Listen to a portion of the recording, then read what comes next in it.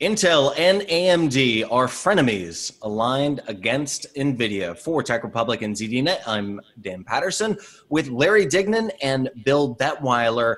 It's been decades since AMD and Intel last collaborated, but pressure from Nvidia has forced the two chip giants to team up once again. Larry, has hell frozen over? It's a little unclear at this point. But the enemy of your enemy is your friend. So that's kind of where we are with Intel and AMD. These guys have been scrapping against each other forever. And, there are a few developments that have been interesting of late. The one is that, Intel and AMD, they collaborated on this semi-custom GPU for laptops. So you kind of look at it and you're like, wow, these guys are getting along. It's pretty wacky. And this has sort of happened before. Like, Intel can theoretically make chips for AMD and ARM chips at that. And then, so just as you were thinking like, okay, we got this stall with Intel and AMD, it's kind of interesting, right? And then 2 days later, Intel hires Raja Koduri, who runs the Nvidia, discrete GPU unit, which, is doing pretty well and is a threat to Nvidia. So on the one hand, you have Intel saying, okay, our GPUs didn't exactly play out the way we hoped, so we'll work with AMD. And on the other hand, we're like, well, let's take the guy who was a pain in our butt on GPUs and hire him.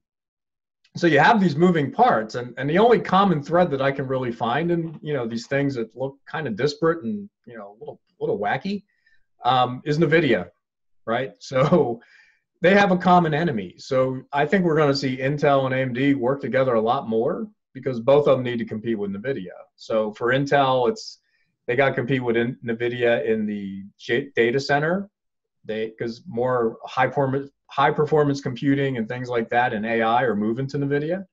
And Intel, they've recently done a pivot where they're about data processing. So that includes AI, big data, a bunch of stuff. And they're really focused on data center, cloud. And that's all the things NVIDIA is threatening.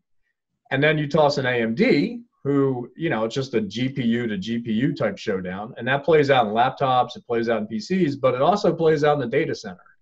Because AMD wants to be that secondary supplier for GPUs in the data center too.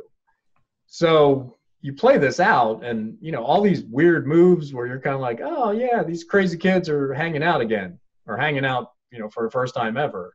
And then you see them kind of compete too. And it's all about NVIDIA basically. Bill, does this create less competition in the market and more confusion, or is this good for enterprise companies because it pushes, hardware innovation forward? Well, I think it's a little bit too early to tell right now. I mean, NVIDIA, like Larry said, is definitely pushing into everything. Realms that used to be exclusively Intel's domain, NVIDIA is starting to get in, like with what Larry mentioned in terms of AI, autonomous driving. You'll see them getting into machine learning. People have discovered over the last several years that you can use GPUs for a lot of the processing that maybe you once thought you had to use CPUs for. And so it'll be interesting to see how this plays out in the different markets, right? So I mean, what they announced with this collaboration on this sort of new chipset, this kind of new combined GPU and CPU unit, which is this kind of basically taking a custom-made AMD GPU, the memory associated with that, and then putting that into a special package using this new embedded multi-die interconnect bridge, or EMIB as they're calling it, to allow it to shrink the space that the GPU, CPU, and memory take up on a system board. That will have impacts for mobile devices, for laptops, and as Larry says, these bigger pushes will also have a larger effect on the data center and on cloud services being offered, being aimed at the enterprise. Larry, how does this affect the other major hardware player in the market, Apple? The company this year in 2017 said they will start updating some of their hardware to include integrated and higher performing GPUs. Will this force the company to update hardware even more, or can Apple kind of stand outside of this arms race? Well, Apple's kind of shown it doesn't have to update its laptops all that much anyway.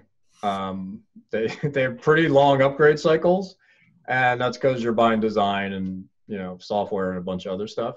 But I think what's interesting here is Apple works with Intel, Apple works with AMD, and I mean, if you play this out and read between the lines a little bit, maybe Apple pushed this thing along a little bit with the Intel Apple or the Intel and AMD collaboration. I mean, it wouldn't be that much of a shocker to see Apple give them a nudge since they work with both.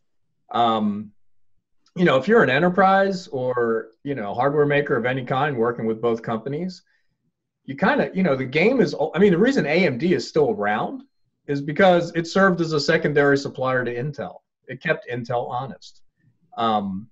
And I think over time, that's how we're going to look at NVIDIA, right? So if you could have 3 suppliers in the food chain, whether it's NVIDIA, AMD, and Intel, or some combination of all of them, that's pretty good because the more vendors you have, the more you can pit them against each other and get better deals. So I think that's interesting. But yeah, I wouldn't be surprised if Apple nudged this thing along a bit. All right, you can read the entire story called Intel Turns to AMD for Semi-Custom GPU for Next-Gen Mobile Chips by visiting ZDNet. And while you're there, make sure you subscribe to ZDNet's Next Big Thing newsletter. For Larry Dignan and Bill Detweiler in New York, I'm Dan Patterson.